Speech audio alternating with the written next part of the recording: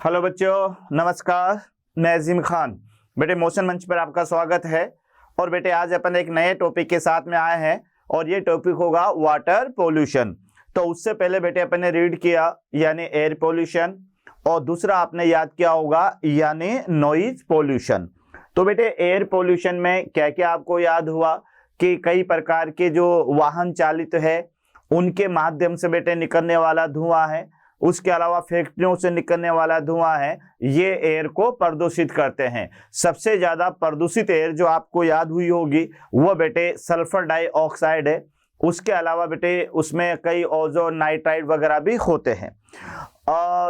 यहाँ पर आपने याद किया होगा बच्चों कि जो ध्वनि है उसका जो मापन है या ध्वनि क्या है, अवांछित जो ध्वनि है जो कानों को बेटे अप्रिय लगे उसे ध्वनि प्रदूषण अपन ने कहा, और ध्वनि प्रदूषण को मापने वाली इकाई को डेसिबल कहा। बच्चों आपको यह भी याद हुआ होगा कि 80 डेसिबल से या इससे ऊपर की जो ध्वनि है यह शोर कहलाती है, और ज्यादा जो उच्च ध्वनि है वह बेटे हमें इरिटेशन पैदा करती है, डिप्रेशन पैदा करती है, बहरापन पैदा करती है।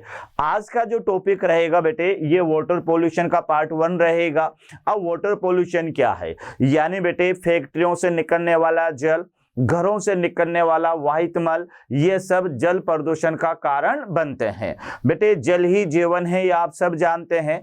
तो हर इंसान का यह अधिकार है कि उसको स्वच्छ जल मिले, लेकिन बेटे मानव के क्रियाकलापों के माध्यम से ही आजकल जो जल है वह प्रदूषित होता जा रहा है। और जब जल प्रदूषित होता है बेटे तो जलाशयों के अंदर बीओडी का मान बढ़ जाता है, यानी बायोलॉजिकल ऑक्सीजन डिमांड जिसको कहते हैं अपन, वह बढ़ जाती है। अब बेटे बायोलॉजिकल ऑक्सीजन जब डिमांड बढ़ती है तो जितना ज्यादा जल का बीओडी ज्यादा होगा वह जल उतना ही ज्यादा प्रदूषित होगा। तो उस जलाशय के अंदर रहने वाली जो मछलियां हैं या जो जलीय जंतु हैं उनको प्रॉपर ऑक्सीजन नहीं मिल पाती है, और इस तरह से बेटे उस जल का जो है बीओडी बढ़ जाता है। तो जितना ज्यादा बीओडी जल होगा उतना ही ज्यादा वह जल प्रदूषित होगा, और जितना बीओडी कम होगा वह जल उतना ही ज्यादा बेटे स्वच्छ जलीय या जो है जलीय जंतु हैं उनके लिए ज्यादा उपयुक्त होगा। ये सारी चीजें अपन को इस जल प्रदूषण के अंदर शामिल करनी है। इसमें बेटे मैं आपको बताऊंगा कि बायोमैग्निफिकेशन क्या होता है, जैव आवर्धन क्या होता है, उसके अलावा बेटे इसके अंदर यूट्रोफिफिकेशन यानी सुपोषण क्या होता है। ये सारी चीजों को अपन को जल प्रदूषण के अंदर शामिल करना है। तो आइए बेटे अपन स्टार्ट करते हैं जल प्रदूषण का पार्ट 1। तो जल प्रदूषण कैसे होता है ये यहां से अपन देखते हैं बच्चों। तो यहां पर आप देखिएगा बच्चों कि सबसे पहला पॉइंट है हमारा कि मनुष्य में जलाशयों में सभी प्रकार के अपशिष्ट का जो निपाटन कर इसका दुरुपयोग कर रहा है। यानी जो मनुष्य होता है बेटे ये अपने जितने भी अपशिष्ट पदार्थ निकलते हैं उन्हें सीधा जलाशय के अंदर छोड़ देता है, और ये सोचता है कि हाँ मैंने जो है हमारे आसपास से बेटे जितने भी अपशिष्ट है उसे छुटकारा पा लिया है। लेकिन बेटे उनको लगातार जब जलाशय में छोड़ा जाता है तो फिर वह जल जो है दूषित हो जाता है। और आजकल आपने भी देखा होगा अगर शहर के बीच में से कोई नहर निकल रही है बेटे तो उसके आसपास के रहने वाले जो निवासी है उसको कचरा पात्र बना लेते हैं, यानी जो भी अपशिष्ट है वो उस नहर के अंदर ही डालते हैं, जो कि ये सही बात नहीं है। तो ये ध्यान रखना बेटे। तो यहां दे रखा है कि मनुष्य जलाशयों में सभी प्रकार के अपशिष्ट का निपाटन कर उसका दुरुपयोग कर रहा है। जलाशय हमारे साथ साथ अन्य सभी जीवों के लिए जीवन का आधार है। तो ये तो आप भी जानते होंगे बेटे कि जितने भी जलाशय हैं यानी जल जो है वह जीवन है। तो ये जो जलाशय होते हैं ये मानव के साथ साथ अन्य जंतुओं के लिए भी जीवन का साधन बनते हैं, क्योंकि अगर जलाशयों में जल नहीं बचेगा तो बेटे कई सारे जंतु धीरे धीरे विलुप्त हो सकते हैं और मानव भी बेटे इस क्रिया से प्रभावित रहेगा। तो ये एनसीईआरटी का सेकंड पॉइंट आपको याद रखना है कि जो जलाशय होते हैं ये बेटे मनुष्य और अन्य जंतुओं के लिए बहुत ही उपयुक्त होते हैं या जीवन का आधार होते हैं। नेक्स्ट पॉइंट पर आप देखिएगा कि विश्व में अनेक भागों में तालाब है, झील है, सरिता है, नदी या फिर ज्वालामुखी का मुख है और महासागर, ये जल प्रदूषित हो रहा है। यानी विश्व के अनेक भागों में। तो बेटे क्या क्या प्रदूषित हो सकता है? तो जहां जहां पर भी जल इकट्ठा रहता है, जहां जहां पर भी जल संग्रहित रहता है, कहां कहां पर? तालाबों में, नदियों में, झीलों में, महासागरों में, सब जगह पर बेटे मानव के क्रियाकलापों के द्वारा जल प्रदूषित हो रहा है। अब आप कहोगे महासागर में कैसे प्रदूषित हो रहा है? तो बेटे कई सारे जो है अपशिष्ट पदार्थ हैं, कई सारी जो नदियां हैं वो अपशिष्ट हो रही है, और नदियों का जो अपशिष्ट पदार्थ है वो सीधा महासागर में जाकर इकट्ठा होता है। तो बेटे धीरे धीरे जो है उसके अलावा कई जो है ऐसे अपशिष्ट होते हैं, कई जैसे तेल है, तेल बेटे रिसाव हो गया समुद्र के अंदर तो पूरी परत छा जाती है उस पानी के ऊपर, तो फिर ऑक्सीजन नहीं पहुंच पाती है नीचे। तो इस तरह से जहां जहां पर भी जलाशय है वह मानव के क्रियाकलापों के द्वारा प्रदूषित हो रहे हैं। अब जलाशय में क्या क्या हो सकते हैं बेटे? तालाब हो सकता है ना, झील हो सकती है, सरिता हो सकती है, महासागर वगैरह हो सकता है। तो ये भी आपको याद रखना है। नेक्स्ट पॉइंट पर आप देखिएगा, जलाशयों की स्वच्छता को कायम रखने के लिए उसके महत्व को समझते हुए भारत सरकार ने 1974 में, ये ध्यान रखना बेटे, यानी जल प्रदूषण निरोध एवं नियंत्रण अधिनियम पारित किया। ये बेटे याद रखना है, ये क्वेश्चन कई बार आ सकता है, ध्यान रखना कि भारत सरकार ने 1974 के अंदर वाटर पॉल्यूशन यानी जल प्रदूषण निरोध एवं नियंत्रण अधिनियम पारित किया ताकि हमारे जल संसाधनों को प्रदूषित होने से बचाया जा सके। बेटे ये कानून पारित किया और इन कानून में वो सारे उपाय बताए गए कि किस तरह से जल प्रदूषित होने से रोका जा सकता है। कई जो है व्यक्ति ऐसे होते हैं जो बेटे फैक्ट्रियों से निकलने वाले जो अपशिष्ट पदार्थ हैं ये सब जो है क्या कहते हैं नदियों में बहा देते हैं। जैसे गंगा परियोजना चल रहा है बेटे, यमुना परियोजना चल रहा है ताकि इन्हें दूषित होने से बचाया जा सके। तो इस कानून के अंतर्गत कुछ ऐसे नियम बनाए जाते हैं जो कि मानव उन नियमों के अधीन बेटे क्रियाकलाप करता है ताकि जल प्रदूषित होने से बचा जा सके। अगर उनके विरुद्ध कोई मानव कार्य करता है तो इस नियम का प्रावधान है कि गवर्नमेंट बेटे उसे सजा भी दे सकती है। तो ये याद रखना, कभी क्वेश्चन आ जाए तो जल प्रदूषण को रोकने के लिए हमारी सरकार ने कौन सा कानून बनाया और कब बनाया? तो कानून का नाम तो बेटे 1974 और उसका नाम है जल प्रदूषण निरोध एवं नियंत्रण अधिनियम। जल प्रदूषण निरोध एवं नियंत्रण अधिनियम। तो ये बेटे आपको यहां पर याद रखना है।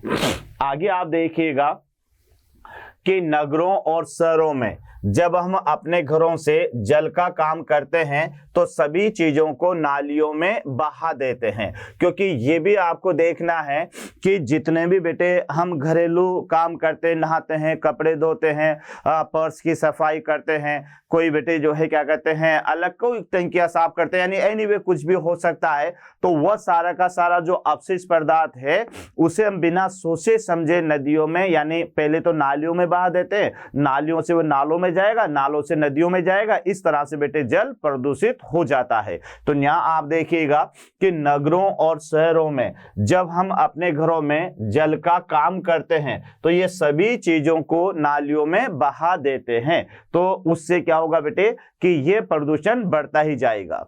यहां आप देखिएगा कि केवल 0.1% अपद्रव्य के कारण ही जो घरेलू वाहित मल होता है वह मानव के लिए लाभदायक नहीं रहता। यानी यहां आप देखिएगा बेटे कि इस तरह से ये यहां पर मैं आपको बता दूं कि ये वाहित मल है, तो यहां पर केवल ये 99% जल वाहित मल का ये तो उपयोगी हो जाता है। केवल जो 1% बेटे यहां पर इसमें इम्यूनिटीज होती है, अशुद्धियां होती है, 1% इसमें अशुद्धियां होती है। ये याद रखना बेटे, जिसके अंदर कोलाइडी पदार्थ भी आते हैं, अघुलनशील पदार्थ भी आएंगे, कई प्रकार के फॉस्फेट, नाइट्रोजन वगैरह सब इसके अंदर आएगी। तो ये याद रखिएगा कि केवल 1% अपद्रव्य या इम्यूनिटीज के कारण ही जो घरेलू वाहित मल होता है बेटे वह मानव के उपयोग के लायक नहीं रहता है, जबकि 99% उसके अंदर बेटे उपयोगी पदार्थ होते हैं। केवल 1% इम्यूनिटीज यानी अशुद्धियों के कारण ही वह जल मानव के उपयोग के लायक नहीं रहता। तो फिर कई सारे ऐसे संयंत्र होते हैं बेटे जिसमें वाहित मल से ये 1% अशुद्धियों को हटा दिया जाता है और इसको फिर मानव के क्रियाकलापों में उपयोग में लाया जा सकता है। तो यह भी क्वेश्चन आ सकता है कि जो वाहित मल होता है वह मानव के उपयोग के लिए कितना परसेंट लाभदायक है। तो 99% तो बेटे लाभदायक है और केवल 1% जो है वही अशुद्धियों के रूप में उसमें आपको देखने को मिलेगा। तो यह आपको बेटे याद रखना है। ठोस पदार्थों के निकालना अपेक्षाकृत आसान है, लेकिन विलीन जो लवण है जैसे कि बेटे नाइट्राइट उसमें मिला हुआ है, फॉस्फेट उसमें मिला हुआ है और अन्य पोषक और विषैली धातु आयनों और कार्बनिक यौगिकों का निकालना कठिन होता है। यानी बेटे ये तो ठीक है कि जैसे कोई वाहित मल है, अब वाहित मल में से जो ऊपर से कूड़ा करकट है, सॉलिड मटेरियल है, उनको तो आसानी से निकाला जा सकता है, लेकिन वाहित मल में मौजूद जो बेटे कई प्रकार के खनिज आयन भी है, कई प्रकार के कार्बनिक पदार्थ भी हैं, तो इन्हें उससे निकालना इतना आसान नहीं होता। तो बच्चों याद रखना कि जो घरों से निकलने वाला जो वाहित मल होता है उसमें केवल 1% भाग ही ऐसा है जो मानव के लिए उपयोग में नहीं आता है, बाकी 99% जो जल है ये मानव के लिए उपयोग में आ सकता है। जो वाहित मल है बेटे उसमें कठोर पदार्थों को जो सतह पर होते हैं उनको तो आसानी से हटाया जा सकता है, लेकिन उसमें घुलित अवस्था में पाए जाने वाले जो कार्बनिक पदार्थ हैं, उसके अलावा बेटे उसमें फॉस्फेट मिला होता है, नाइट्राइट उसमें मिला हुआ रहता है, कई प्रकार के सूक्ष्म जीवी उसके अंदर मिले हुए रहते हैं, तो इनको उससे अलग करना इतना आसान नहीं होता है। तो ये आपको बेटे यहां पर याद रखना है। यहां आप देखिएगा घरेलू वल में मुख्य रूप से जैव निम्नीकरण कार्बनिक पदार्थ ज्यादा होते हैं, यानी बेटे इसको आप कह सकते हो बायोडिग्रेडेबल, यानी यहां पर बायोडिग्रेडेबल मटेरियल, यानी बेटे बायोडिग्रेडेबल मटेरियल एक ऐसा मटेरियल होता है जिनका सूक्ष्म जीवों के द्वारा अपघटन हो जाता है, जिनका सूक्ष्म जीवों के द्वारा अपघटन हो जाता है और जो है आसानी से होता है।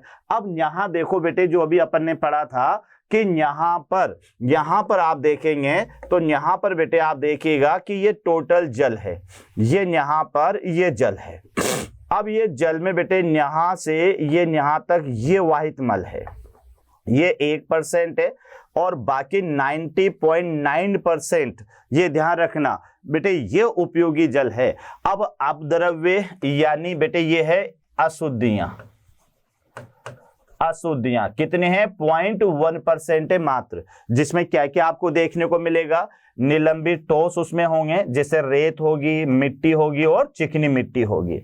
कोलाइडल पदार्थ उसके अंदर होंगे बेटे जैसे मल पदार्थ में फेकल मैटर है, जीवाणु है, वस्त्र भी हो सकते हैं, कागज के रेशे भी हो सकते हैं, ये है। उसके अलावा विलीन पदार्थ हो सकते हैं जैसे नाइट्रेट है, अमोनिया है, फॉस्फेट है, सोडियम है और कैल्शियम है। तो इस अशुद्धियों में 3 तरह के मटेरियल होंगे।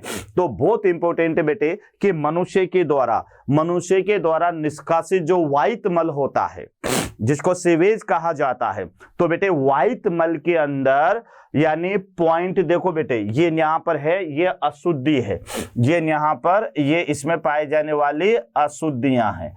तो ये अशुद्धियां कितने हैं 0.1% है बेटे, 0.1 पे, और बाकी बचा हुआ जो ये रिमेनिंग पार्ट है, ये जो रिमेनिंग पार्ट है यानी 99.99% ये ऐसा पार्ट है जल का जो मानव के लिए उपयोगी है।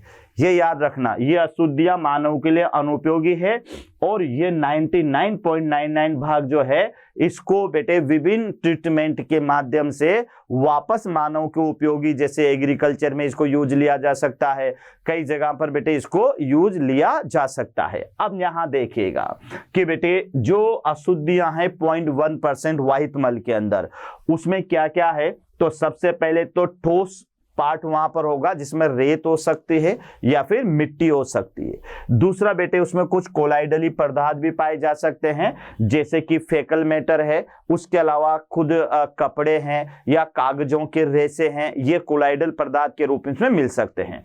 तीसरा बेटे उसमें विलेय पदार्थ के रूप में भी पाए जा सकते हैं, जैसे नाइट्राइट है, ये उसमें पाया जा सकता है, फॉस्फेट है, ये पाया जा सकता है, सोडियम और कैल्शियम। तो ये आपको याद रखना है कि जो बेटे मानव के द्वारा निष्कासित वाहित मल होता है, उस वाहित मल का 99.9% भाग ये तो जो है मानव उपयोगी बनाया जा सकता है।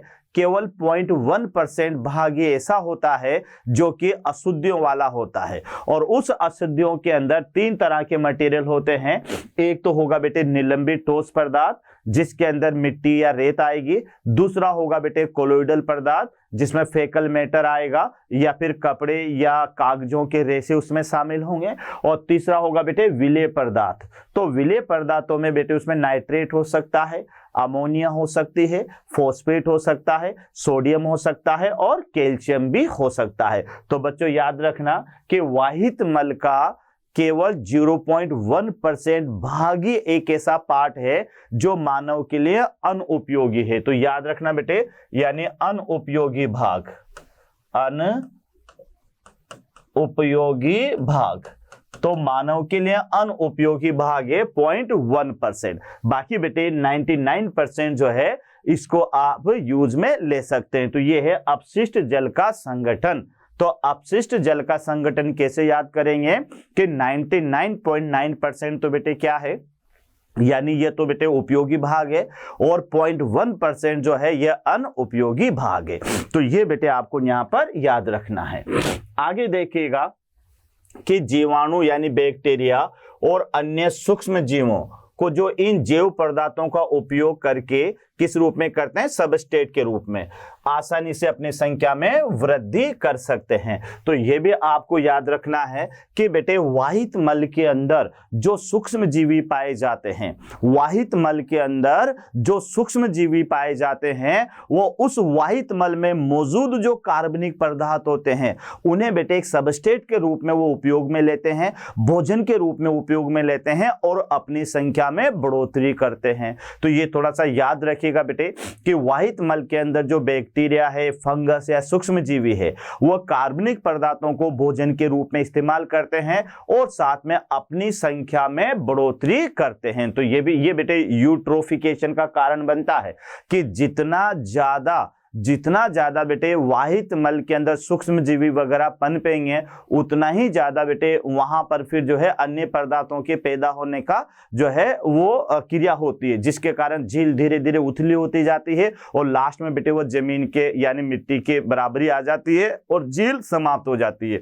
इसको सुपोषण कहा जाता है, यूट्रोफिकेशन कहा जाता है। ये आगे अपन देखेंगे। अभी तो इतना याद कर लो कि बेटे जैसे सूक्ष्म जीवी वाहित मलों में सूक्ष्म जीवी पाए जाते हैं, ये वाहित मल में मौजूद कार्बनिक पदार्थों को सबस्ट्रेट या आधारी पदार्थ के रूप में उपयोग में लेते हैं और साथ में अपनी संख्या में बढ़ोतरी भी करते हैं, यानी अपनी संख्या को ये बढ़ाते हैं। इस प्रकार वाहित मल कुछ अवयवों का उपयोग करते हैं। तो ये आपको याद रखना है। आगे देखो बेटे, वाहित मल जीव रासायनिक ऑक्सीजन आवश्यकता यानी बायोलॉजिकल ऑक्सीजन डिमांड, जिसको बेटे बीओडी का माप कर जैव पदार्थों की मात्रा का आकलन किया जा सकता है। यानी याद रखना बेटे कि जिस जल की बीओडी जितनी ज्यादा होगी उसमें उतने ही कार्बनिक पदार्थ ज्यादा होंगे। तो ये आपको याद रखना है कि बीओडी डायरेक्ट प्रोपोर्शनल उसमें मौजूद कार्बनिक पदार्थ, क्योंकि यहां आप इसको अच्छी तरह से समझिएगा कि वाहित मल जो होता है बेटे, वाहित मल में जो जल है वह जीव रासायनिक ऑक्सीजन आवश्यकता यानी बीओडी को माप करके उसमें जैवीय पदार्थों की मात्रा का आकलन किया जा सकता है। तो आकलन ये होगा बेटे, यानी जिस जल का बीओडी ज्यादा होगा उस जल में कार्बनिक या जैव पदार्थ, इसको आप क्या कह सकते हो, कार्बनिक या जैव पदार्थ की मात्रा भी क्या होगी, ज्यादा होगी। अब समझो बेटे इसको अच्छी तरह से देखिएगा बेटे, होता क्या है कि जिस जल के अंदर कार्बनिक पदार्थ की मात्रा ज्यादा होती है तो बेटे वहां पर क्या होता है कि सूक्ष्म जीव ज्यादा संख्या में वृद्धि करेंगे, जीवाणु फंगस ज्यादा संख्या में वृद्धि करेंगे, तो फिर उस जलाशय के अंदर ऑक्सीजन की डिमांड बढ़ जाती है, क्योंकि जितना ज्यादा बेटे वहां पर ऑक्सीजन का उपयोग किया जाएगा, जितने ज्यादा सजीव वहां पर बनेंगे उतना ही ज्यादा वहां पर ऑक्सीजन का उपयोग किया जाता है। तो ऑक्सीजन का ज्यादा उपयोग में आने से उस जल के अंदर ऑक्सीजन की डिमांड बढ़ जाती है, यानी उस जल के अंदर बीओडी बढ़ जाती है।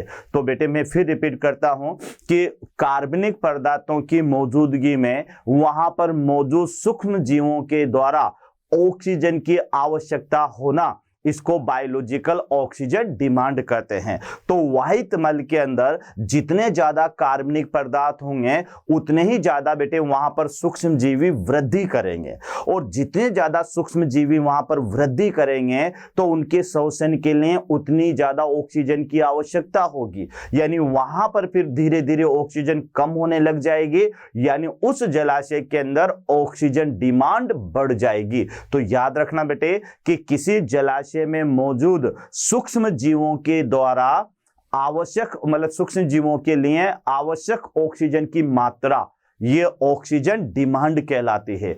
तो जितना ज्यादा दूषित जल होगा, जिस जल में जितने ज्यादा कार्बनिक अपशिष्ट पदार्थ होंगे उसमें उतने ही ज्यादा सूक्ष्म जीवी वृद्धि करेंगे, क्योंकि ऊपर की लाइन में बेटे अपन ने क्या पढ़ा कि जहां पर कार्बनिक पदार्थ होते हैं वाहित मल के अंदर, तो सूक्ष्म जीवी उनका उपयोग करके और अपनी संख्या में बढ़ोतरी करते हैं। तो बेटे जिस जलाशय के अंदर, जिस जल के अंदर अगर कार्बनिक पदार्थ की मात्रा ज्यादा होगी तो वहां पर उतनी ही ज्यादा संख्या में सूक्ष्म जीवी वृद्धि करेंगे, और जितनी ज्यादा संख्या में सूक्ष्म जीवी वृद्धि करेंगे तो बेटे वहां पर ऑक्सीजन का उपयोग उतना ही ज्यादा होगा।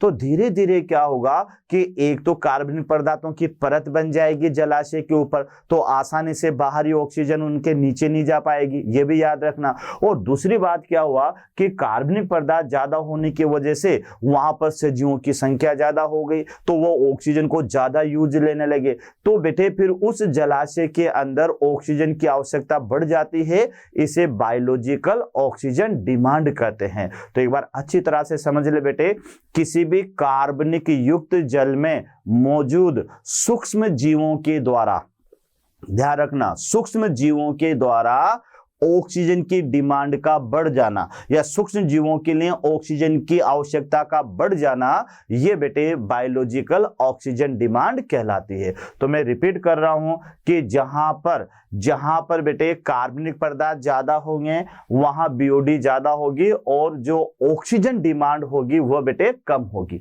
ठीक है, ये आपको याद, इसको एक डायग्राम के थ्रू भी अपन समझ सकते हैं। तो बेटे ये डायग्राम यहां पर है, इसको आप देख लीजिएगा। जैसे मैं स्टार्टिंग में लेता हूं बेटे यहां से, ये यहां पर अपन वाहित मल को इसके अंदर छोड़ रहे हैं। अब जैसे अपन वाहित मल को छोड़ेंगे तो बेटे यहां देखना, इस जगह पर यहां पर ये ऑक्सीजन है, ये यहां पर मैं इसको ऑक्सीजन लेता हूं, ये बेटे यहां पर याद रखिएगा ये ऑक्सीजन है,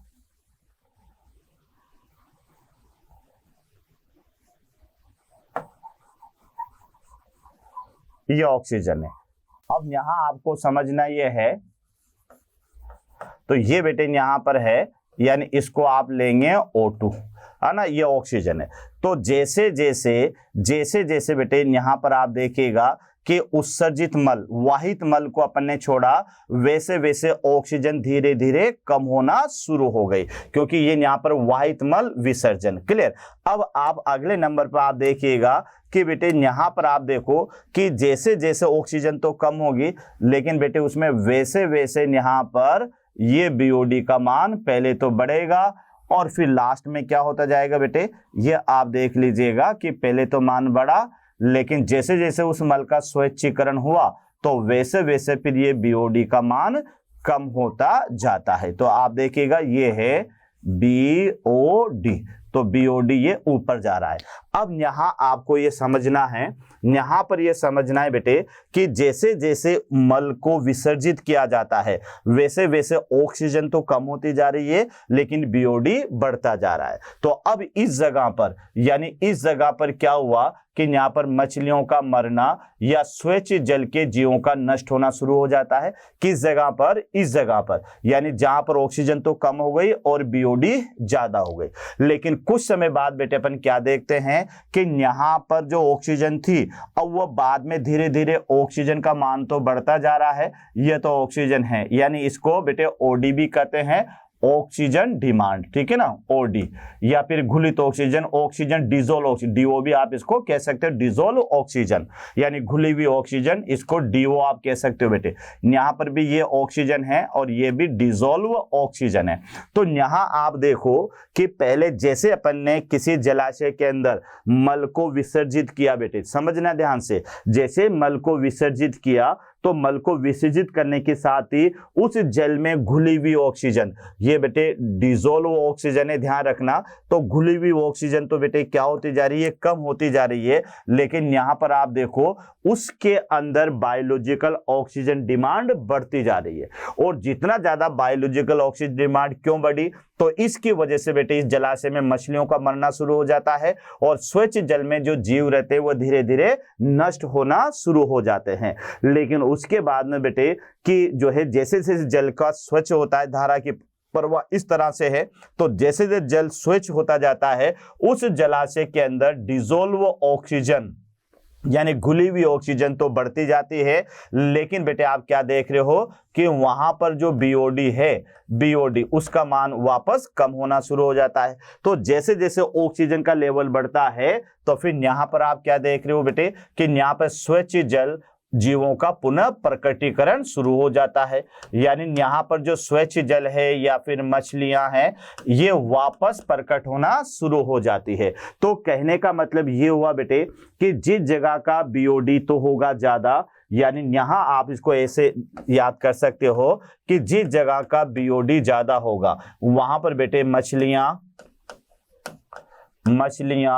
कोमा जलीय जीव क्या हो जाएंगे? नष्ट होते हैं। तो याद रखना जिस जगह पर बेटे यानी बीओडी ज्यादा होगा वहां की मछलियां और जलीय जीव नष्ट हो जाते हैं। लेकिन जहां पर ऑक्सीजन या डिजोल्व ऑक्सीजन, घुलित ऑक्सीजन अगर ज्यादा होगी यानी डिजोल्व ऑक्सीजन, ये होगी बेटे डिजोल्व ऑक्सीजन, ये याद रखना ऑक्सीजन, और बीओडी तो याद रह जाएगा ना, बायोलॉजिकल ऑक्सीजन डिमांड या बायोकेमिकल ऑक्सीजन डिमांड। तो बेटे यहां देखो कि जहां की डिजोल्व ऑक्सीजन ज्यादा होगी वहां पर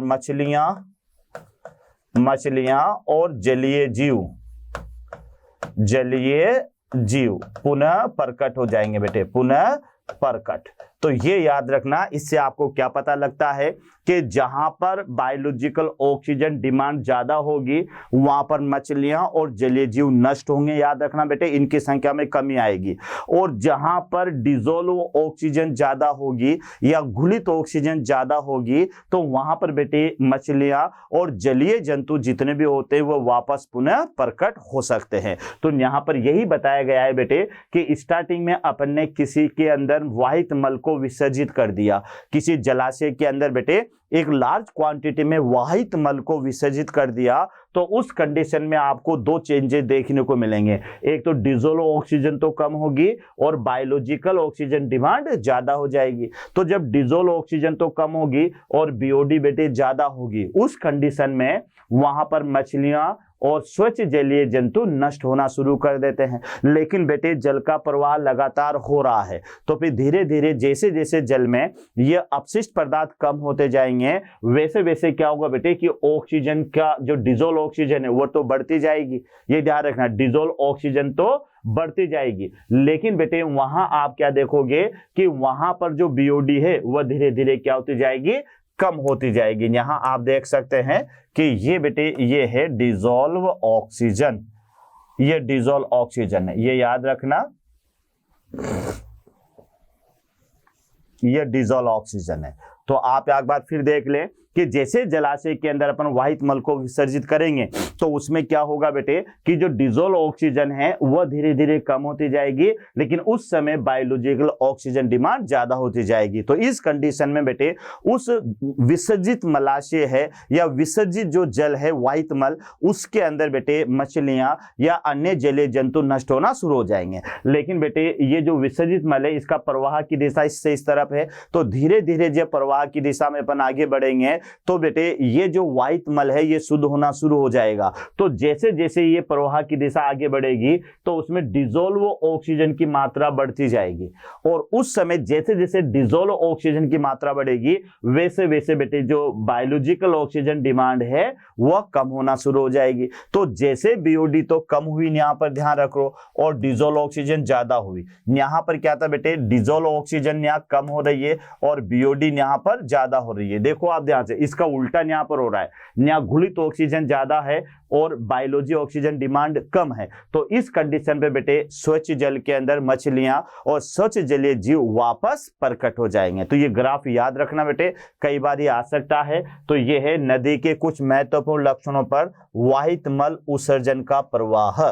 तो जब किसी नदी के महत्वपूर्ण या नदी के कुछ महत्वपूर्ण भागों पर किसी वाहित मल का विसर्जन किया जाता है तो वहां पर जलीय जीवन पर क्या प्रभाव पड़ता है। तो ये ग्राफ बना के देख लेना बेटे, जिस समय वाहित मल का विसर्जन करोगे तो उस समय जो घुलित ऑक्सीजन है उसको तो वो तो घटती हुई अवस्था में नजर आना चाहिए, और जो बायोलॉजिकल ऑक्सीजन डिमांड है वो बढ़ती हुई अवस्था में नजर आना चाहिए। लेकिन जैसे जैसे प्रवाह की दिशा आगे बढ़ती जाएगी, जैसे जैसे बेटे जलाशय में ये उत्सर्जित जल आगे बढ़ता जाएगा, वैसे वैसे घुलित ऑक्सीजन की जो है वो तो मात्रा बढ़ती जाएगी और ऑक्सीजन की जो डिमांड है वो कम होती जाएगी। और इस कंडीशन पर यहाँ पर जो जलाशय होगा उसके अंदर मछलियां और स्वच्छ जलीय जंतु वापस प्रकट हो जाएंगे। तो ये बेटे आपको यहाँ पर याद रखना है। तो यहाँ देखो चित्र में कुछ परिवर्तन दर्शाए गए हैं, जिसमें नदी में वाहित मल के विसर्जन के पश्चात देखा जा सकता है। क्या देखा जा सकता है बेटे कि जैसे नदी में वाहित मल का विसर्जन करेंगे तो वहां पर बेटे डिजोल्व ऑक्सीजन तो कम होगी, लेकिन बायोलॉजिकल ऑक्सीजन डिमांड ज्यादा होगी, जिसके कारण उस स्थान पर जो है स्वच्छ जलीय जो जंतु हैं या मछलियां वो मरना शुरू हो जाती है। फिर आगे देखेगा बेटे अभिवाही जलाशयों में, अभिवाही जलाशय का माने यानी जहां पर वाहित मल का विसर्जन किया जाता है, जैव पदार्थों के निम्नीकरण से जुड़े सूक्ष्म जीव ऑक्सीजन की काफी मात्रा का उपयोग कर लेते हैं, यह भी याद रखना। तो इसके फलस्वरूप वाहित मल विसर्जन स्थल पर जहां पर अपने इसको बेटे डाउन स्ट्रीम यानी उसमें जल में उड़ेला है, घुली हुई ऑक्सीजन की मात्रा तेजी से गिरावट आती है और इसके कारण बेटे मछलियां और अन्य जीव की मृत्यु दर में वृद्धि होती है। तो ये यहाँ पर याद रखना कि बेटे यहाँ पर क्या हुआ कि यह अभिवाही जलाशय है, यानी जहां पर जो है अपवाहित मल को विसर्जन किया जाता है, यानी यहाँ पर अपवाहित मल। अब बेटे अपवाहित मल का जहां विसर्जन होगा, यहाँ पर विसर्जन, तो विसर्जन का माने ये होगा अभिवाही स्थल, अभिवाही स्थल। तो बेटे जहां पर ये जो है अभिवाही स्थल जहां पर वाहित मल को विसर्जन किया है वो क्या कहलाएगा, जलाशय का अभिवाही स्थल होगा। तो बेटे विसर्जन स्थल पर क्या होगा कि यहाँ पर कार्बनिक पदार्थों का सूक्ष्म जीवों के द्वारा उपयोग होगा। तो न्यू मान के चलो कि यहाँ पर सूक्ष्म जीवों की संख्या में वृद्धि होगी बेटे, की संख्या में वृद्धि होगी, संख्या में वृद्धि होगी तो बेटे यहाँ पर O2 का उपयोग होगा, O2 का उपयोग, और O2 के उपयोग होने से यहाँ पर ऑक्सीजन की डिमांड बढ़ जाती है। तो ये थोड़ा सा याद रखना कि जैसे जलाशय में के अंदर वाहित मल को उत्सर्जन करेंगे बेटे तो फिर वहां पर उस स्थान पर क्या होगा कि जल में घुली हुई जो ऑक्सीजन है उसकी मात्रा में तेजी से गिरावट आना शुरू हो जाती है। क्यों गिरावट आए, क्योंकि बेटे वाहित मल के उत्सर्जन में मौजूद जो सूक्ष्म जीवी हैं वो वहां की घुलित ऑक्सीजन को बेटे उपयोग में ले लेंगे। तो फिर क्या होगा, उस स्थान पर फिर ऑक्सीजन की मात्रा में गिरावट आएगी और उस गिरावट के कारण बेटे वहां पर रहने वाले जो जंतु हैं, वो जंतु उनमें बेटे डिजोल्व ऑक्सीजन तो नहीं मिल रही है, तो उनके लिए ऑक्सीजन डिमांड बढ़ेगी और इस कारण से वहां पर रहने वाले जो मछलियां हैं या स्वच्छ जंतु वगैरह है, जलीय जंतु, वह बेटे मरना शुरू हो जाते हैं। तो इस पॉइंट को ऐसे समझना कि डाउन स्ट्रीम का माने होता है बेटे जहां पर किसी चीज को डाला जाता है। तो यहां वापस देखो कि चित्र में दर्शाए गए नदी में व्हाइट मल की विसर्जन को पश्चात देखा जा सकता है। तो अभिवाही जलाशय बेटे वह होता है जहां पर व्हाइट मल को विसर्जित किया जाता है। तो अभिवाही जलाशय में किसकी मात्रा ज्यादा होगी? जैव पदार्थों के जैव निम्नीकरण, बायोडिग्रेडेशन से जुड़े सूक्ष्म जीव ऑक्सीजन की काफी मात्रा का उपयोग करने लगते हैं। यानी याद रखना बेटे कि जहां पर अभिवाही वाहित मल को छोड़ा गया है उसमें मौजूद जो जैवीय पदार्थ है, कार्बनिक पदार्थ है, उनको तोड़ने वाले जो सूक्ष्म जीवी हैं वो उस स्थान की ऑक्सीजन को उपयोग में ले लेंगे, जिसके कारण उस स्थान की जो डिजोल्व ऑक्सीजन है वह कम हो जाएगी और उस जलाशय में रहने वाले जो मछलियां हैं या जलीय जंतु है उनको घुलित ऑक्सीजन नहीं मिलेगी और ये मरना शुरू हो जाएंगे और इन जंतुओं के लिए यहाँ पर ऑक्सीजन की डिमांड बढ़ जाएगी, जिसे बायोलॉजिकल ऑक्सीजन डिमांड कहते हैं।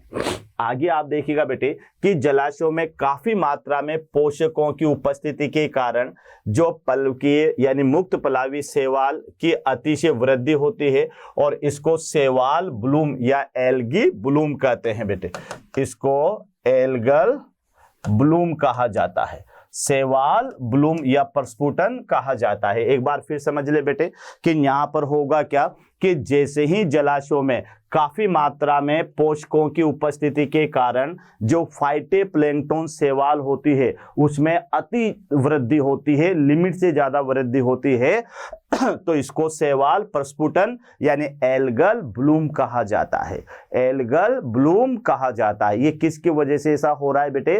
तो ये इस वजह से हो रहा है क्योंकि वहां पर जैसे ही जलाशय के अंदर पोषक पदार्थ वाला व्हाइट मल गया तो बेटे वहां पर जो फाइटोप्लैंक्टन है वो उन पोषक पदार्थों को कंज्यूम करके अपनी संख्या में निरंतर वृद्धि करते हैं और कुछ ही समय में अपन क्या देखते हैं कि उस स्थान पर बेटे शैवाल एक जरूरत से ज्यादा संख्या में जो है वृद्धि कर जाते हैं। तो इसको शैवाल ब्लूम या शैवाल प्रस्फुटन कहा जाता है। तो याद कर लेना शैवाल प्रस्फुटन, ये क्वेश्चन आ सकता है बेटे कि शैवाल प्रस्फुटन क्या होता है। तो मैं रिपीट कर देता हूं कि जब व्हाइट मल को किसी जलाशय में विसर्जित किया जाता है तो वहां पर मौजूद जो बेटे शैवाल होती है फाइटोप्लैंक्टन्स के रूप में, वो व्हाइट मल में मौजूद कार्बनिक पदार्थों का उपयोग करके और एक तीव्र संख्या में वृद्धि करते हैं। तो तीव्र संख्या में वृद्धि करने से वहां पर शैवालों की संख्या एकदम बढ़ जाती है बेटे, तो इसको शैवाल प्रस्फुटन या एल्गल ब्लूम कहा जाता है। यहां तक क्लियर हो गया। उसके बाद इसके कारण जलाशयों का रंग विशेष प्रकार का हो जाता है, यह भी याद रखना बेटे, यानी हरे कलर का हो जाएगा या फिर गहरे भूरे कलर का हो जाएगा और गंध आना शुरू हो जाएगी उस जल से, है ना, उस जलाशय से गंध आना भी शुरू हो जाती है बेटे। और इस शैवाल प्रस्फुटन के कारण जल की गुणवत्ता घट जाती है और मछलियां मर जाती है। तो ये थोड़ा सा याद रखना बेटे कि जल की गुणवत्ता भी घट जाती है और उस जलाशय में मौजूद जो मछलियां हैं वह भी मरना शुरू हो जाती है। तो एक बार फिर अपन देखें क्वेश्चन कैसे आ सकता है कि शैवाल प्रस्फुटन क्या है और इससे क्या हानि होती है। तो बेटे सीधा सा याद रखना, जब किसी जलाशय में वाहित मल को विसर्जित किया जाता है या अपशिष्ट पदार्थों को डाला जाता है तो उन वाहित मल या अपशिष्ट पदार्थों में मौजूद जो जैवभार होता है या कार्बनिक पदार्थ होते हैं उनका उपयोग करके और जो शैवाल होते बेटे वो अपनी संख्या में वृद्धि कर लेती है और वृद्धि भी एक लिमिट से ज्यादा होती है बेटे। तब शैवालों का अपनी संख्या में अत्यधिक वृद्धि कर लेना ये तो कहलाता है शैवाल प्रस्फुटन। अब जैसे शैवालों की संख्या ज्यादा हो जाएगी बेटे, तो वहां पर घुलित ऑक्सीजन का उपयोग ये ज्यादा करेगी। तो घुलित ऑक्सीजन की कमी के कारण बेटे एक तो वहां मछलियां मरना शुरू हो जाएगी, और साथ में उस जल का कलर भी बदल जाएगा, यहां तक कि उसमें गंध भी आना शुरू हो जाती है। तो शैवाल प्रस्फुटन से जलाशय गंदा हो जाता है, उससे दुर्गंध आती है, उसका कलर चेंज हो जाता है, और उस जलाशय में मौजूद मछलियां और जलीय जंतु मर जाते हैं। तो ये बेटे इसका कार्य है शैवाल प्रस्फुटन का। और प्रस्फुटित शैवाल मनुष्य और जानवरों के लिए अति विषैले होते हैं, यानी बहुत ही विषैलापन प्रभाव डालते बेटे। जैसे मान लो कोई जानवर है बेटे जंगली, बेचारा वो तो जाके पानी पिएगा, लेकिन वो उसके लिए हानिकारक होता है, उसकी मृत्यु तक भी हो सकती है। तो यहाँ पर बेटे एक टॉपिक आपके सामने है कि शैवाल प्रस्फुटन क्या है। तो शैवाल प्रस्फुटन आपको समझ में आ गया होगा कि जहां पर वायु मल को उत्सर्जित किया जाता है, वहां पर कार्बनिक पदार्थों का उपयोग करके जो पादप प्लवक शैवाल होती है वो अपनी संख्या में अत्यधिक वृद्धि करती है। तो पादप प्लवक शैवाल का अपनी संख्या में अत्यधिक वृद्धि करना, यह शैवाल जो है प्रस्फुटन कहलाता है। शैवाल प्रस्फुटन के कारण उस जलाशय में ऑक्सीजन की कमी आती है, और उस जलाशय का रंग भी बदल जाता है, गंध आना शुरू हो जाती है, और उसमें मौजूद जलीय और जलीय जंतु नष्ट हो जाते हैं या मछलियां नष्ट हो जाती है। तो ये आपको शैवाल प्रस्फुटन के बारे में याद रखना है। आगे देखिएगा बेटे, यहां पर एक है जल हाइसिंथ, इसका नाम है कॉर्निया कैसिपोस। एक पादप है जो विश्व के सबसे अधिक समस्या उत्पन्न करने वाला जलीय खरपतवार है, यानी वीड है, जिन्हें बंगाल का अकाल भी कहा जाता है। अब ये याद रखना बेटे, जिसे बंगाल का आतंक भी कहा जाता है, बंगाल का आतंक। अब इसको मैं अच्छी तरह से समझा रहा हूं। ये जलकुंभी है बेटे, आइकोर्निया है ना, उसका पूरा नाम है आइकोर्निया कैसी पीस है ना, कैसे पीस। तो बेटे ये आइकोर्निया जलकुंभी का तो नाम सुना ही होगा आपने। हमारे जलाशयों में अगर अपन 2-5 पौधे जलकुंभी के डाल देंगे तो कुछ ही समय में अपन क्या देखेंगे कि पूरे जलाशय के अंदर जलकुंभी फैल जाती है, क्योंकि इसके अंदर बेटे एक तरह सा ऑफसेट प्रकार का कायिक जनन पाया जाता है, और ये कायिक जनन तीव्र होता है।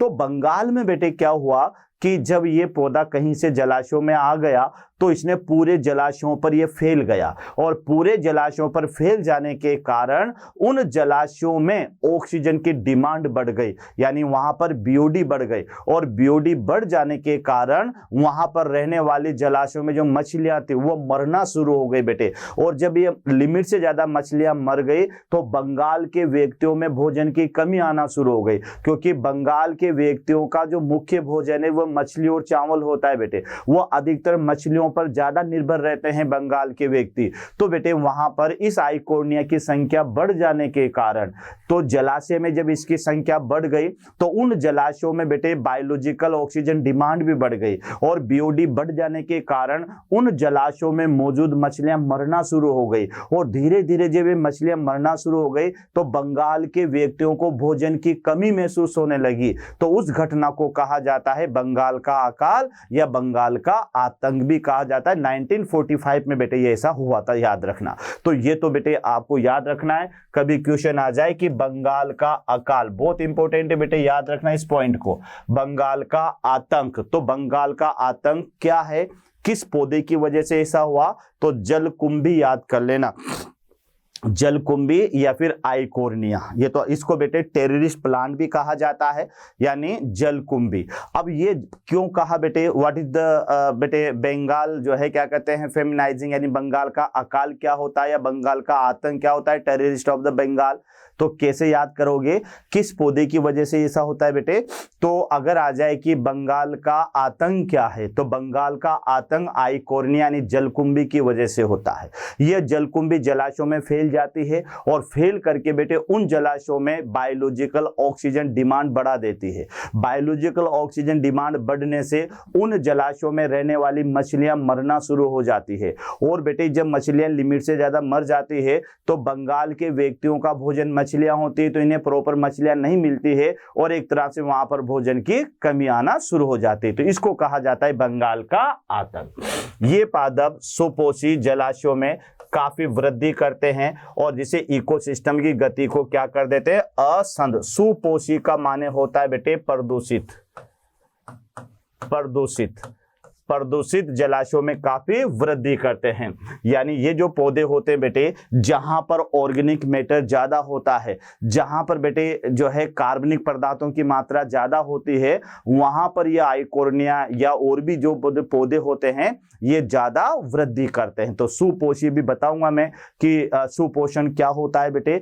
तो वह सुपोषण एक प्रकार का अशुद्धि है, यानी जलाशयों में पहले मृत कार्बनिक पदार्थ ज्यादा इकट्ठे होंगे बेटे, तो धीरे धीरे वहां पर ऑक्सीजन की डिमांड भी कम होगी और बेटे धीरे धीरे वह झील उथली होती जाती है और धीरे धीरे फिर वह लैंड में, भूमि में ही बदल जाती है, पूरी झील समाप्त हो जाती है। तो एक सिस्टम बाय सिस्टम चलता है। तो जो सुपोषण होता है, जहां पर मृत कार्बनिक पदार्थ ज्यादा होते हैं वहां पर ये पौधे ज्यादा ग्रो करते हैं। तो यहाँ ध्यान रखना बेटे, ये पौधे सुपोषण जलाशयों में यानी प्रदूषित जलाशयों में काफी वृद्धि करते हैं और जिसे इकोसिस्टम क्या होता है, असंतुलित होता है। असंतुलित तो होगा इसे बेटे, क्योंकि वहां पर मछलियां मर जाएगी तो उससे रहने वाले जो उनके ऊपर निर्भर हैं, मनुष्य या कोई और जीव, वो भी बेटे प्रभावित होना शुरू हो जाएंगे। तो पूरा का पूरा इकोसिस्टम यहाँ का बदल जाएगा। तो ये थोड़ा सा आपको याद रखना है।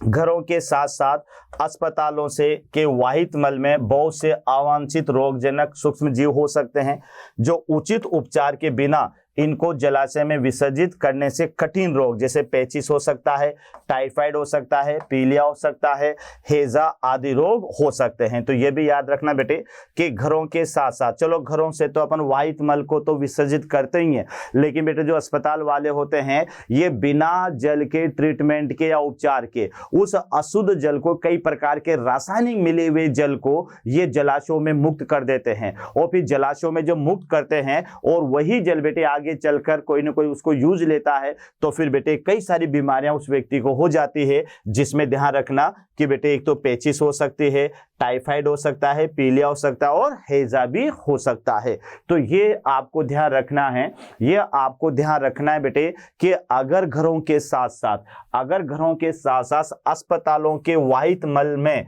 बहुत से अवांछनीय रोगजनक यानी जो है रोग कारक सूक्ष्म भी हो सकते हैं, क्योंकि बेटे अस्पतालों में कई प्रकार के पेशेंट होंगे, कई प्रकार के रोगी होते हैं। अब उन रोगियों का जो वाहित मल होगा उसमें कई बीमारियों के रोगजनक सूक्ष्मजीवी भी होंगे। अगर इसे बिना उपचार के बेटे जलाशयों में छोड़ दिया जाता है तो फिर बेटे आगे अन्य जगह पर जो व्यक्ति हैं वह हैजे से, टाइफाइड से, पीलिया से ग्रसित हो सकते हैं।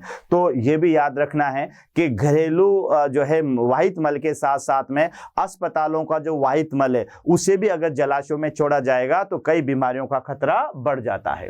यहां आप देखिएगा बेटे उद्योगों को, अब ये तो अस्पताल, अब आगे फैक्ट्रियां। तो फैक्ट्रियों में जैसे पेट्रोलियम है, कागज उत्पादन फैक्ट्री है, या धातु निष्कर्षण फैक्ट्री है, या रासायनिक उत्पादन आदि अपशिष्ट जल में प्राय विषैले पदार्थ होते हैं, खासकर उसमें भारी धातुएं होती है, जैसे कि जो है जिनका घनत्व 5 ग्राम से ज्यादा हो।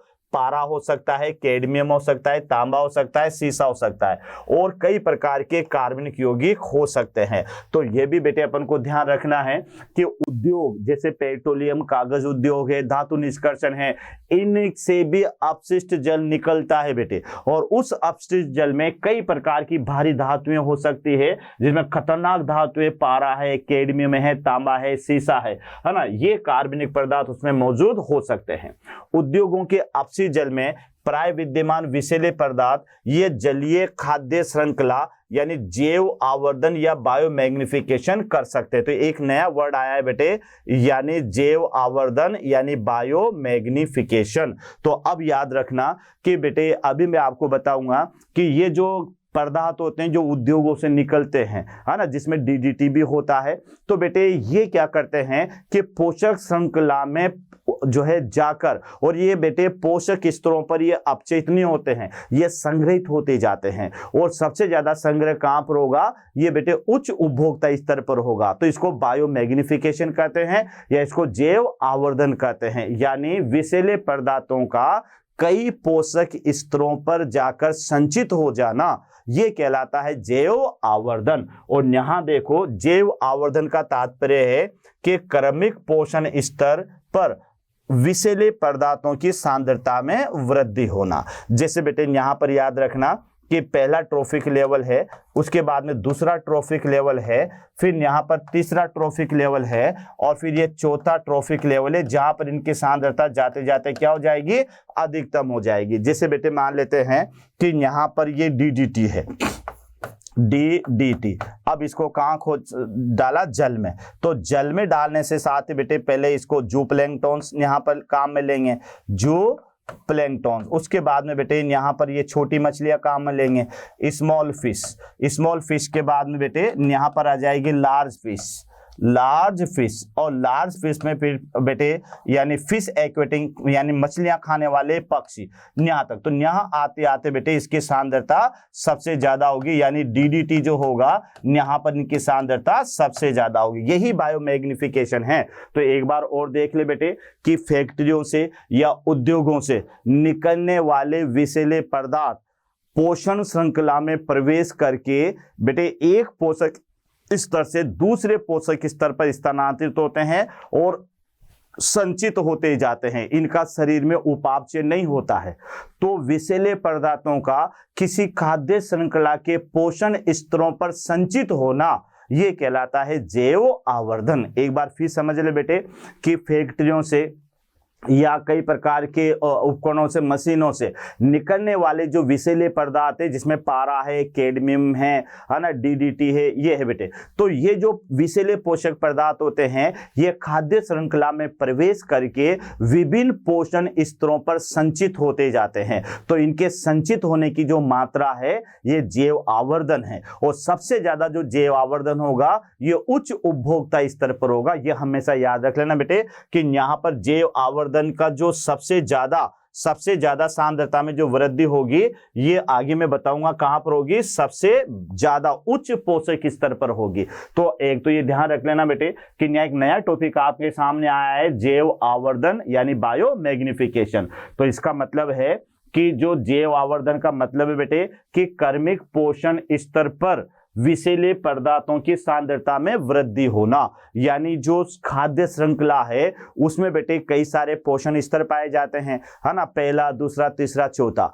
तो ये जो विषैले पदार्थ होते हैं ये खाद्य श्रृंखला के पोषण स्तर पर जाकर ये संचित होते हैं और अपनी सांद्रता में वृद्धि करते हैं। तो इसको कहा जाता है बायोमैग्निफिकेशन, बायोमैग्निफिकेशन। तो यहां आप देखो बेटे इस कारण जीव द्वारा संग्रहित विषैले पदार्थ, यह अविषालु का माने बेटे विषैला पदार्थ होता है, विषैला पदार्थ उपचारित या उत्सर्जित नहीं होता है। तो ये ध्यान रखना, जीव द्वारा संग्रहित जो विषैले पदार्थ होते हैं इनका शरीर में उपापचय या उत्सर्जन नहीं होता है, और इस प्रकार ये अगले उच्च पोषण स्तर पर पहुंच जाते हैं और वहां जाकर इसकी सांद्रता में वृद्धि होती है। तो यहां ध्यान से समझ ले बेटे कि जो विषैले पदार्थ खाद्य श्रृंखला के अंदर प्रवेश करते हैं तो बेटे वहां पर उनका उपापचय या उत्सर्जन नहीं होता है, और ये बेटे उसमें संग्रहित होते रहते हैं, और होते होते जो उच्च उपभोक्ता स्तर आता है वहां पर जाकर बेटे ये ज्यादा संचित हो जाते हैं। अभी मैं एग्जांपल के तौर पे भी आपको बताऊंगा। तो उच्च उपभोक्ता स्तर पर ज्यादा इस घटना को पारा या DDT के लिए सुविदित है। चित्र में जलीय खाद्य श्रृंखला में DDT यानी DDT डाइक्लोरोडाइथाइल ट्राइक्लोरो जो है बेटे एथेन, तो ये जैव आवर्धन को दर्शाया गया है। तो यहां आप देख लें बेटे कि सबसे पहले ये यहाँ पर ये जल है, ये जल है, और जल में DDT की जो मात्रा है ये है 0.00 mm या पार्ट पर मिलियन। थोड़ा आगे बढ़े तो बेटे यहां पर आ जाते हैं जू प्लैंक्टॉन्स। तो जू प्लैंक्टॉन्स पर ये मात्रा रहता है 0.004, है ना, ये हो जाती है, थोड़ी और बढ़ जाती है। थोड़ा और ऊपर बढ़ते हैं बेटे तो यहाँ आ जाएगी स्मॉल फिश, और स्मॉल फिश में ये मात्रा 0.05 ppm हो जाती है, पार्ट पर मिलियन हो जाती है। थोड़ा और ऊपर बढ़ते हैं बेटे अपन यहां से, तो फिर यहाँ आ जाती है लार्ज फिश, और इसकी मात्रा यहां पर हो जाती है 2 ppm यानी 2 पार्ट पर मिलियन। और फिर बेटे ये यहां पर होते हैं fish eating fish eating birds, मछली खाने वाले पक्षी, जहां पर इनकी मात्रा हो जाती है 25 ppm। 25 ppm। तो आप देखो बेटे, तो जैसे जैसे यहां पर ये मात्रा क्या हो गई, उच्च हो गई, उच्च हो गई। तो ये एक खाद्य श्रृंखला है जहां पर डीडीटी को आपने दिखाया है कि पहले जल में तो 0.003 ppm थी, थोड़ा और आगे बढ़े तो जंतु पलवा के अंदर 0.004 ppm हो गई, फिर थोड़ा और आगे बढ़े छोटी मछलियों में बेटे 0.05 ppm हो गई, बड़ी मछलियों के अंदर वो 2 ppm हो गई, और जो बड़ी मछलियों को खाने वाले पक्षी हैं उनके अंदर वो 25 पार्ट ppm हो गई, यानी 25 पार्ट ppm या पार्ट पर मिलियन हो गई। तो इस तरह से उसी के अलावा बेटे ये जो पारा होता है ना, पारा मरकरी, तो मरकरी भी एक मीना माता रोग से संबंधित होता है बेटे। ये जापान के अंदर देखने को मिलता है, ये रोग मीना माता रोग। याद रखना बेटे, मीना माता रोग ये किसकी वजह से होता है, ये मरकरी की वजह से होता है। बेटे मैं समझा देता हूं कि होता क्या है कि ये मरकरी धीरे धीरे जब बेटे ये जलाशयों में डाली जाती है तो यही मरकरी मछलियों में जाकर संग्रहित होती जाती है, और जब इस मछलियों को कोई मानव खाता है तो धीरे धीरे ये मनुष्य के अंदर पारा संग्रहित होता जाएगा, और बेटे उसके श्वसन तंत्र और साथ में जो है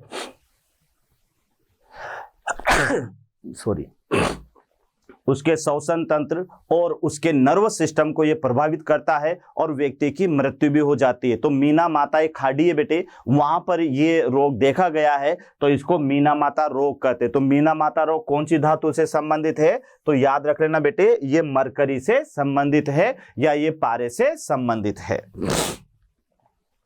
आगे देखिए, इस प्रकार कर्मिक पोषण स्तरों पर यहां दे रखा है बेटे, इस प्रकार कर्मिक पोषण स्तरों पर डीडीटी की सांद्रता बढ़ जाती है।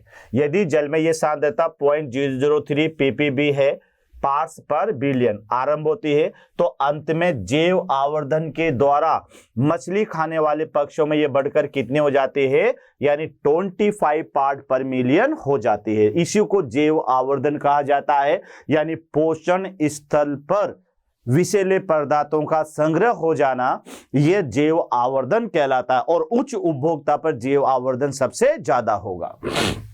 पक्षियों में बेटे डीडीटी की उच्च सांद्रता क्या करेगी, कैल्शियम उपापचय को नुकसान पहुंचाती है। अब देखना बेटे, पक्षियों के अंदर अगर डीडीटी की सांद्रता ज्यादा है तो वह कैल्शियम उपापचय को नुकसान पहुंचाती है, जिसके कारण अंड कवच यानी सेल पतला हो जाता है और यह समय से पहले फट जाता है, जिसके कारण पक्षी जनसंख्या इतने यानी इनकी संख्या में क्या आती जाती है बेटे, कमी हो जाती है। तो ये थोड़ा सा आपको याद रखना है कि बेटे जैसे जैसे डीडीटी की मात्रा इन पक्षियों के अंदर बढ़ते जाएगी तो ये डीडीटी क्या करता है, ये बेटे कैल्शियम उपापचय को प्रभावित करता है, और कैल्शियम उपापचय को प्रभावित करने से क्या होगा बेटे, इनका जो अंड कवच है कैल्शियम कार्बोनेट का बना होता है उसका बनना कम हो जाएगा, यानी वो पतला रह जाएगा, और उसके पतले रह जाने के कारण ये होगा कि वह समय से पहले फट जाएगा, और इस कारण से उससे पक्षी का एम्ब्रियो नहीं बन पाएगा। तो धीरे धीरे जब पक्षियों में ऐसा होगा बेटे, तो उन पक्षियों की जनसंख्या क्या हो जाएगी, कम हो जाएगी। तो ये भी आपको डीडीटी का प्रभाव याद रखना है। क्लियर? तो याद रखना बेटे, जैव आवर्धन कैसे याद करोगे कि फैक्ट्रियों से निकलने वाले विषैले पदार्थ, जिसमें बेटे कैडमियम हो सकता है, पारा हो सकता है ना, उसके अलावा जो है क्या कहते हैं और भी बेटे भारी धातुएं उसके अंदर हो सकती है। ये धातुएं धीरे धीरे जलाशय में जाकर बेटे उत्सर्जित होती है, फिर जलाशयों से बेटे ये एक पोषण स्तर से दूसरे पोषण स्तर पर जाती है और संग्रहित होती जाती है।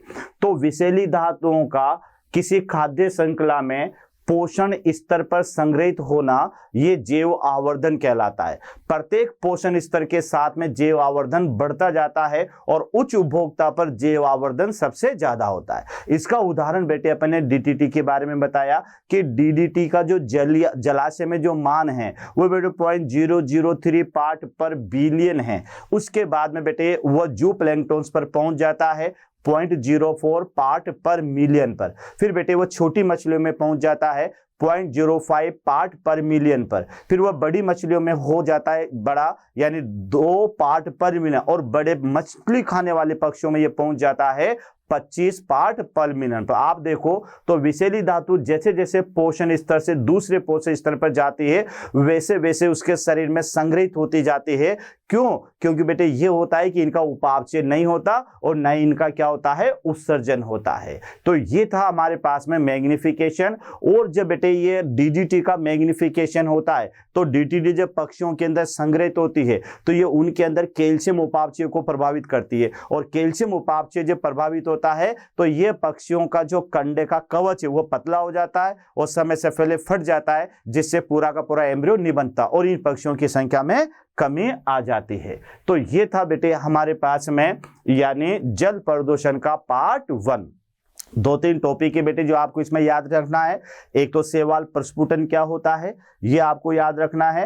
एक बीओडी बायोलॉजिकल ऑक्सीजन डिमांड क्या होती है ये याद रखना है। और एक बेटे यहां पर आपको याद रखना है यानी जैव आवर्धन बायो मैग्निफिकेशन। ये क्वेश्चन यहां पर बन सकते हैं, तो इसको अच्छी तरह से पढ़ना, ध्यान से पढ़ना, समझ के पढ़ना, तो बेटे ये आपको याद हो जाएगा और अच्छी तरह से आसानी से याद हो जाएगा। ओके बेटे, थैंक यू वेरी मच। आशा करता हूं हमारे टॉप एजुकेटर का यह लेक्चर आपको पसंद आया होगा। अगर पसंद आया है तो वीडियो को लाइक करिए, चैनल को सब्सक्राइब करिए और शेयर भी करिए, क्योंकि ज्ञान बांटने से बढ़ता है और सही बताऊं तो पुण्य भी मिलता है। मुझे सुनने के लिए बहुत बहुत धन्यवाद। Thank you.